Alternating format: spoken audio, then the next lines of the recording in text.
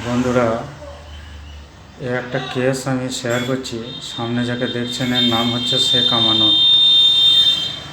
এর সমস্যা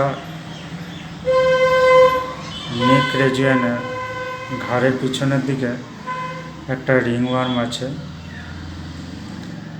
এবং এর ঘন ঘন সর্দি লাগে, পায়খানা দৈনিক হয় না। কদিন করে গ্যাপ যায়? দুদিন করে গ্যাপ যায়। আর এর গলার কাছে একটা কি আছে, একটা গুটির মতো আছে, তাই না?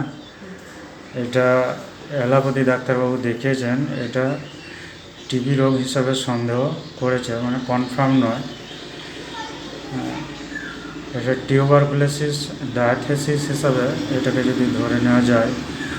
এর টিউবারকুলি নামের অনেক সিমটম পাওয়া যাচ্ছে। ঘন ঘন ঠান্ডা লাগে, কনস্টিপেশন আছে এবং রিংওয়ার্ম চর্মরোগের উপরে ভালো কাজ করে। আমি একে এখন ব্যাসিলিনাম 200 4টে ডোজ দেব।